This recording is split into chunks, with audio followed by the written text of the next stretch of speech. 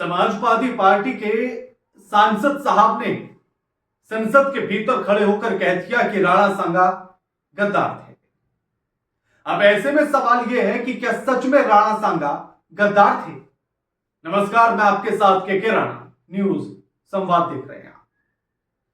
एक तो भारत की सबसे बड़ी विडंबना यह है कि जब हमें अपने भविष्य में झांकना चाहिए तब हम इतिहास के पन्नों को पलटने में लगे। जब अपने देश के युवाओं के रोजगार को लेकर सोचना चाहिए, लोगों के 2 वक्त की रोटी के बारे में सोचना चाहिए, जब हमें गिरती हुई जीडीपी को उठाना कैसे इस पर सोचना चाहिए, जब डॉलर के मुकाबले कमजोर होता रुपया और हमें सोचना चाहिए कि मजबूत कैसे होगा, तब हम इतिहास के पन्नों में उलझे हुए हैं। राजनीति सिर्फ इतिहास के इर्द गिर्द घूम रही है, वर्तमान और फ्यूचर पर तो आ ही नहीं रही है। कोई बाबर का नाम उठा देता है, कोई औरंगजेब का, तो कोई राणा सांगा का, और इसी में पूरा देश व्यस्त हो जाता है। लेकिन इतिहास जब पलटा गया तो इतिहास के तथ्यों को सामने रखना भी जरूरी। विपक्ष लगातार यह कह रहा है कि अगर बाबर भारत के मुसलमान के भीतर बाबर का डीएनए है तो फिर हिंदुओं के अंदर मुगलों को लाने वालों का डीएनए होगा। लेकिन इसमें सच्चाई कहां तक है और कैसे है? क्या मुगल को सच में राणा सांगा लेकर आए थे? और यह सवाल इसलिए लाजमी है क्योंकि इतिहास के साथ साथ भारत के मान सम्मान का सवाल। लगातार यह कहना है कि इब्राहिम लोदी को हराने के लिए बाबर को बुलवाया गया राणा सांगा के द्वारा।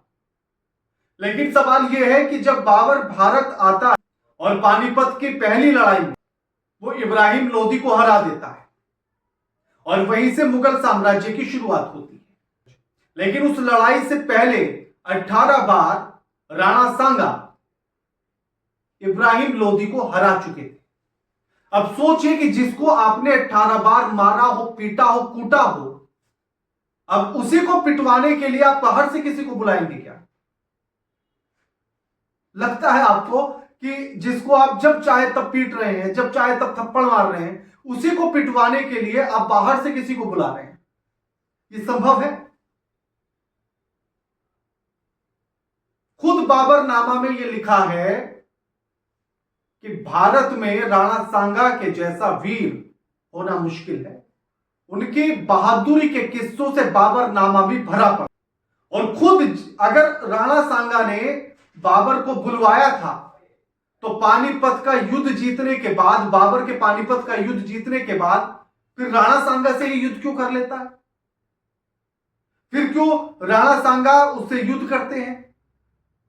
ये तो ऐसे तमाम सवाल है ना फिर कि आप जिसको बुला रहे हैं उसी के खिलाफ फिर लड़ रहे हैं। या फिर भारत की राजनीति की तरह ही है, लोकसभा में जिसके साथ गठबंधन में चुनाव लड़ रहे हैं फिर विधानसभा में उसी के खिलाफ हो जाते हैं। और ये किसी एक पार्टी के लिए नहीं है, सभी के लिए है, क्योंकि सभी के हालात ऐसे ही हैं, चाहे बीजेपी हो, कांग्रेस हो, आम आदमी पार्टी हो या अन्य पार्टी। इब्राहिम लोदी अफगानी था और उसकी मौत 1526 में 21 अप्रैल को हो जाती है। 3 शताब्दियों तक भारत पर राज करता है। राणा सांगा ने अपना साम्राज्य पश्चिम यूपी तक प्रसार किया, आगरा पर हमले की धमकी दी। अफगानी दरबारियों ने ही बाबर को काबुल से भारत आने के लिए आमंत्रित किया था, राणा सांगा ने नहीं, बल्कि इब्राहिम लोदी के दरबारियों ने ही इब्राहिम लोदी के खिलाफ बाबर को काबुल से भारत आने के लिए निमंत्रण दिया। और जितने भी निमंत्रण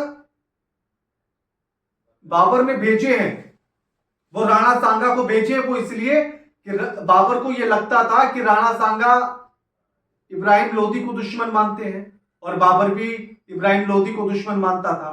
तो वो इस आधार पर गठबंधन चाहता था कि दोस्त का दुश्मन दोस्त हो जाता है।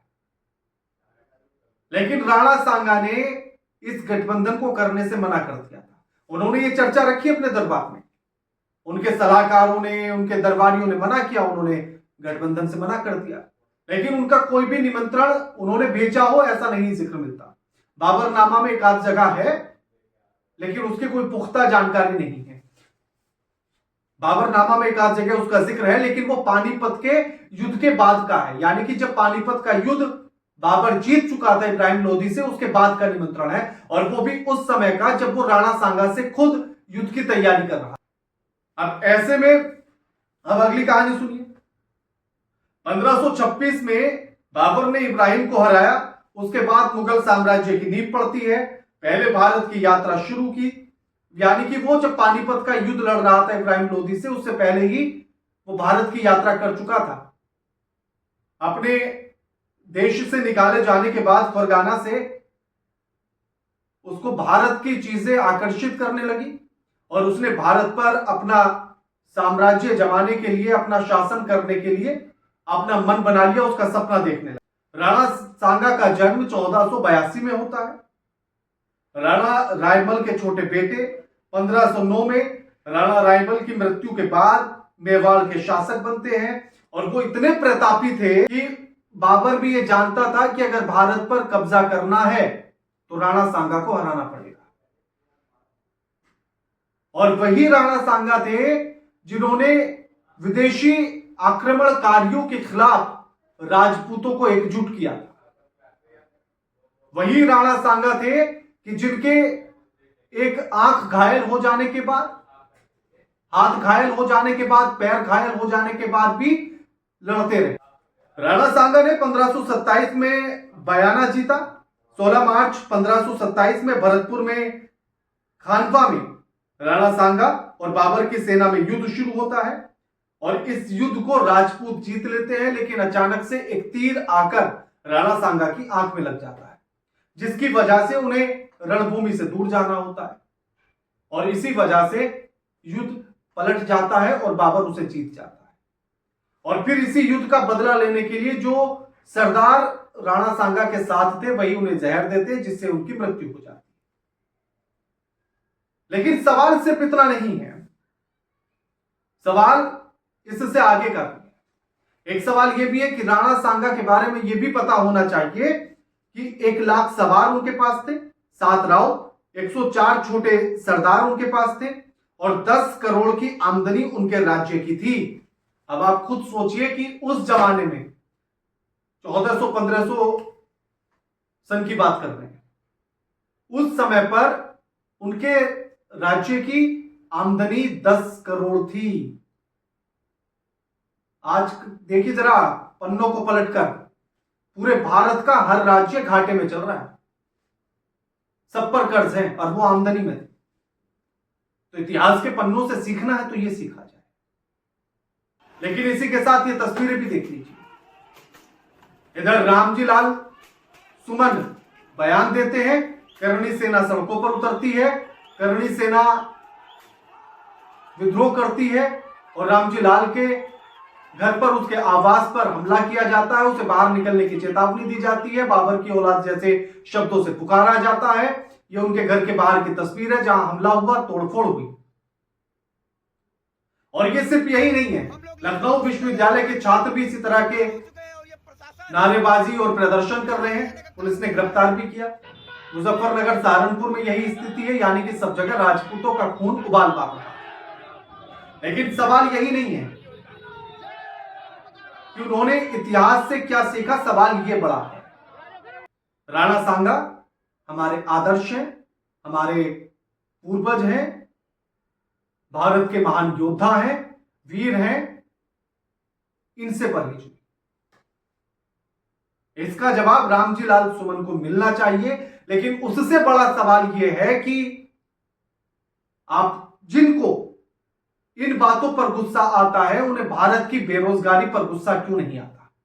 वो तब किसी सरकार के या किसी विधायक के, किसी सांसद के घर के आवास जाकर इस तरह का हंगामा क्यों नहीं करते? क्या उन बेरोजगारों में राजपूत नहीं है? जब नौकरियां नहीं मिलती, खाना नहीं मिलता, किसान अपनी जान गंवा रहा हो देश का, तब किसी राजपूत का खून क्यों नहीं खोलता? क्या उन किसानों में राजपूत नहीं है? तो ऐसा ना हो कि इतिहास के पन्ने पलटते पलटते हम इतने उलझ जाएं कि भविष्य को देखें ही ना। अखिलेश यादव ने ट्वीट भी किया इस पर।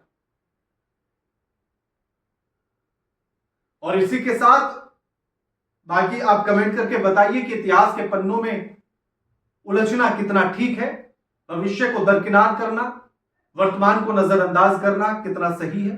कमेंट करके बताइए। वीडियो लाइक कीजिए, शेयर कीजिए, चैनल को सब्सक्राइब करना मत भूलिएगा।